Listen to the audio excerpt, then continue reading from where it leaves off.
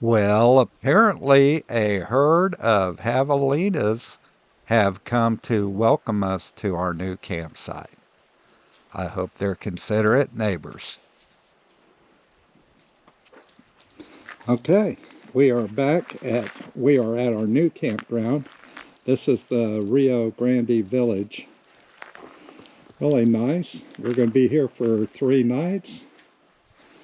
And Susan's over here checking out the collared peccaries. Oh, there's a roadrunner back there. Over there. There's 9 of these. Look at how cute they are. Yeah. She's tickled to see her javelinas.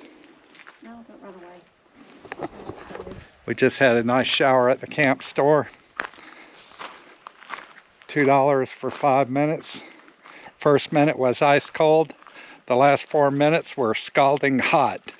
So you don't have much of a window in there. Although I don't mind the scalding hot, but the ice cold. I mind the scalding hot. Susan minds the I could not get it scalding hot. She's complaining she can't get it cool enough. But they give you no warning when that 5 minutes is up. No bell or whistle or anything. It just shuts off. So you better be clean, and there's no adding a quarter like the car wash.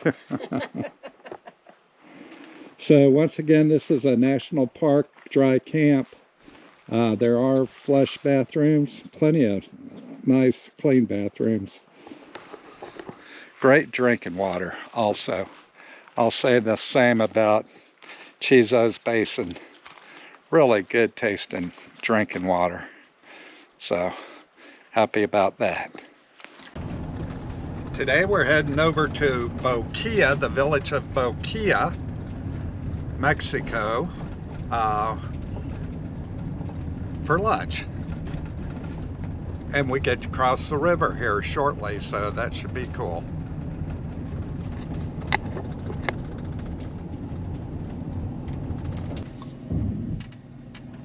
Okay, looks like it's open from 9 to 4. And I believe it's closed on Monday and Tuesday. If I remember correctly, I think it's open from Wednesday through Sunday. This is the actual crossing. On the American side, it is called Boquillas Crossing. There is no road that you can drive into to get over to Boquillas. You have to cross the river here. We are through the customs building. The ranger just wanted to verify that we had our passports because we will need them to get back into the country, and we are on our way to Mexico. Okay, this is the exciting crossing right here.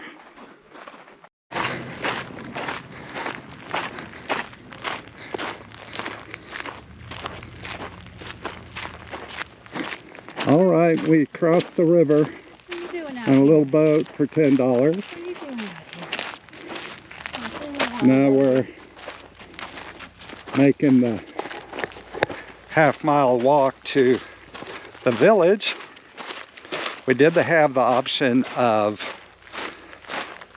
taking a donkey ride or a pickup truck ride or a guide, but we figured we'd take the half-a-mile walk today. I think the problem with the burro ride is that if you do that, you've got a guide. Yeah. You've got a guide with you. We like to kind of do our own thing. We didn't feel like that was necessary, so anyway, onward.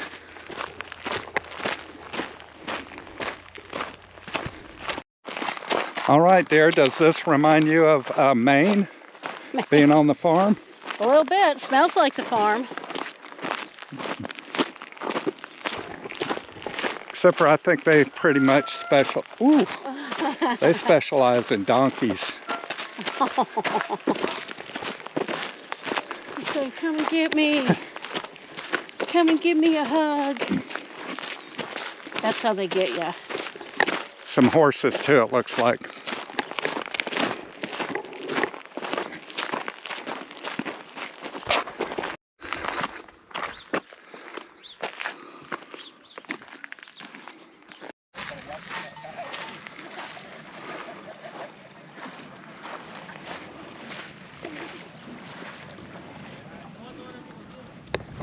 Well, they're getting a lot of donkey sharing now.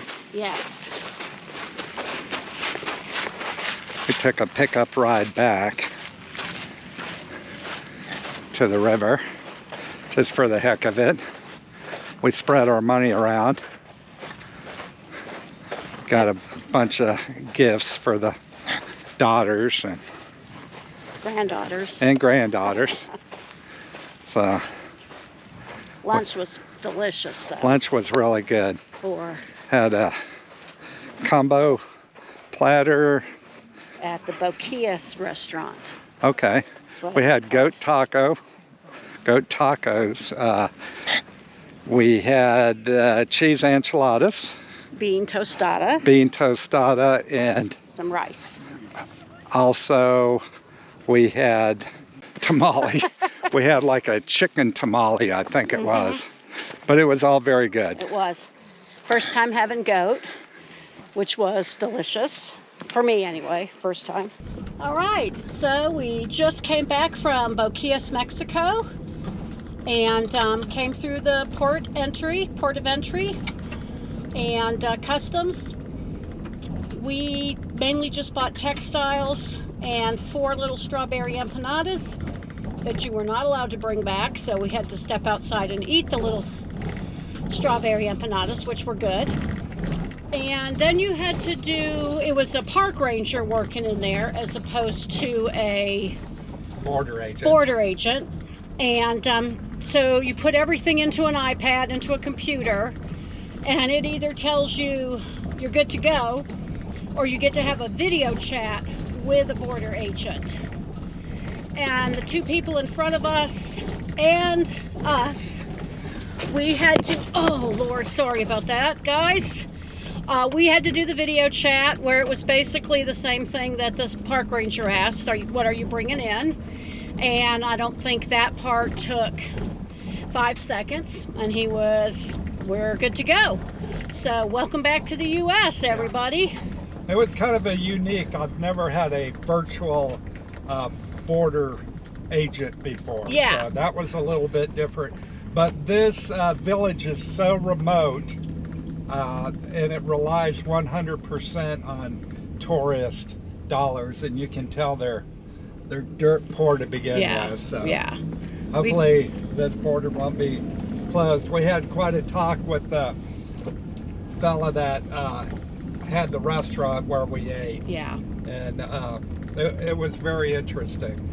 I think he said that the nearest town with gas for their vehicles in Mexico is 167 miles away. So this little place is as remote as Big Bend is. Yeah. Even more so, really. And he talked about, how they hadn't had any rain. The Rio Grande used to be, he was telling us where the river used to be, and now it's just this little kind of a creek, really. His stock pond, they have a goat farm, and his stock pond is empty. They have to truck water in. Yeah. So needless to say, that's not very sustainable as a small farmer. No. But their goat was delicious. Yeah. So it's a really poor town. I mean, you can see the poverty. So you don't really want to take a bunch of pictures or videos. But we got some fun stuff for kids and grandkids. Yeah. Yeah. And now back to camp and maybe a canyon hike. It looks again like it climbs and then descends. And the river meets the canyon walls. This is the Boquillas Canyon Trail. Boquillas means little mouse. Little mouse, huh? M-O-U-T-H-S, mouse. Huh. The name may have come from the oval caves scattered along the cliff walls.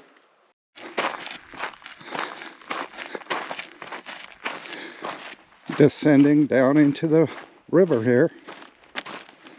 It's actually flowing here. Looks a little deeper there than what we had been seeing. Kind of a horseshoe bend right here, so. That is Mexico right there on that side. And you can see the village of Boquillas where we were yesterday off in the distance. So it's so weird because it looks like Boquillas is on this side, but you know the river winds around and whatever's on the south side of the river is Mexico. In some places it's like, how is Mexico over there? But you know, we're down in that Big Bend. I went to a ranger presentation last night about early aviation and early aviation in Big Bend. And like in 1919, some pilots were down here, Army Air Corps pilots, and they were doing reconnaissance along the river and ended up taking the wrong fork of a river into Mexico and crash landed. They hid their machine guns and stuff and went and got a farmer to pay him to take him back to the States, and they got captured by a bandit and held for hostage. The bandit wrote a letter to the Secretary of the Army demanding $15,000 ransom for these guys. Well, the news got a hold of it, and the ranchers around Marfa got together with their banker when they heard about it, and they raised the money and gave it to the Army so that they could spring these two fellas, these two Americans. Well, meanwhile, they let one of them go for $7,500, and I think the other one escaped. There were some incursions of the Army Air Corps in to find this bandit. They captured several of his men. It was quite the ordeal. They went, I don't know if they ever got their $7,500 back, but they scared this bandit enough that he said he was never going against airplanes again. So. Now, were those guys in the plane stationed at the base that used to be in Marfa? Yeah, they flew out of Marfa. Okay. So. Another bit of interesting history I learned while I've been here. Right, we are down at river level among the burro poop, walking in the fine silt sand that gets everything dusty from about your knees down. We like to call those burro apples. Tasty. You want to try to throw a stone into Mexico? Oh, yes. Let's see if you can do it. Let's see if she still has the arm. If she can throw a stone all the way to Mexico. Hold on. I'm ready. I think I have to go underarmed. Whatever you have to do. Oh, there's no way. She fell short. We'll give her another try. Okay, bigger Too rock. big, too big. You think that's too big? Well, try it.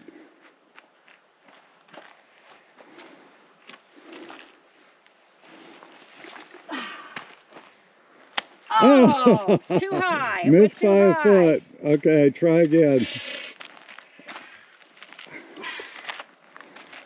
Okay, come on. Not so high this time. Oh.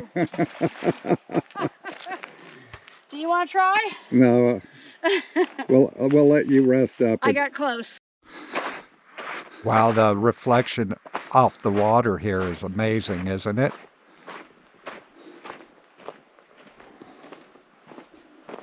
We'll head on, see if we can get further in the canyon. A little bit of rock scrambling here.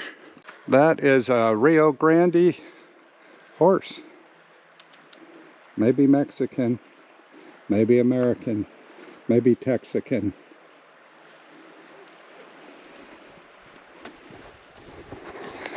We will have to check his papers.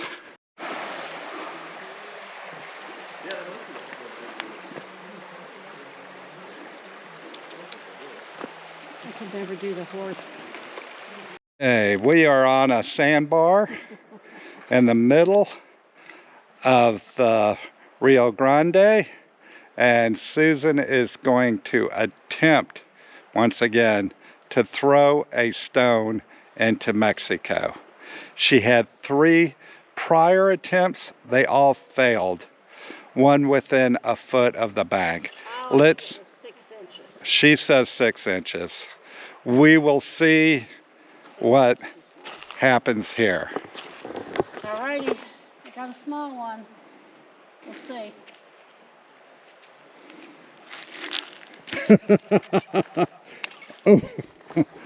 She got about negative 20 feet on that one.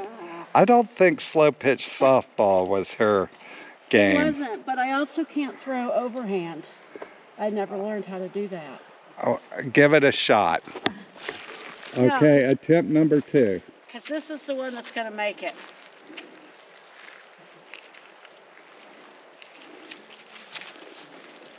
Jesus. Oops, sorry. No, Right up no, there. no cussing on. I think right up there is No where I get to cussing the- on Oh, our channel. Okay, Nanny? okay. I got my foot wet. Right up here. She wants to try again. We'll give her, this will be her 3rd and final chance. Will she make it? I will hold the book here. Okay, with the mare and its colt looking on, she's going to attempt again. They're nowhere's near. I could never hit them. What is wrong with me? Up there's the spot. Hey, pretty girl. Okay, attempt.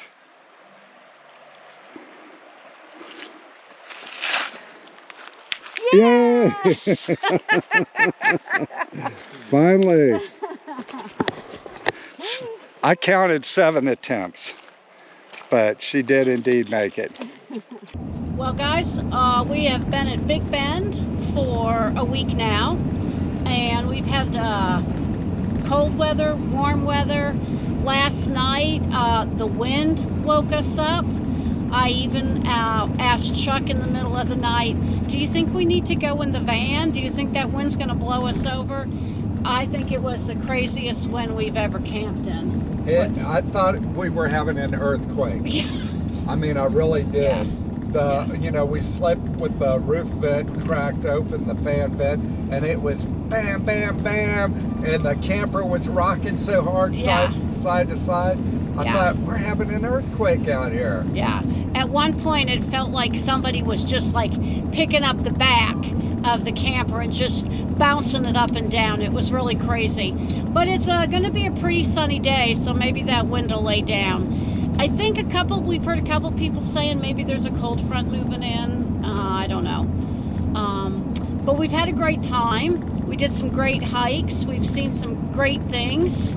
Saw some wildlife, although we didn't see the mountain lions, but that's okay. Ate some good food. Ate some really good food. We drove into Terlingua yesterday in an effort to pay homage to Jerry Jeff Walker and Viva Terlingua, the album. If you don't know it, check it out. And it was a cool little ghost town. It was a mercury mining town. And but there's like no Jerry Jeff anything, because I was like, I'm getting me a Jerry Jeff Walker t-shirt, Viva Terlinga, and nothing. And we even asked. Yeah. And the only thing they had was a Viva Terlingua bumper sticker. Yeah. Which of course we had to get, but man, they're missing the boat on that. They are missing the boat on that.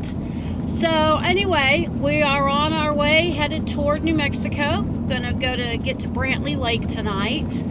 And I don't know. Big Bend is a long way from anywhere, except maybe Terlingua, and that's a long way from anywhere.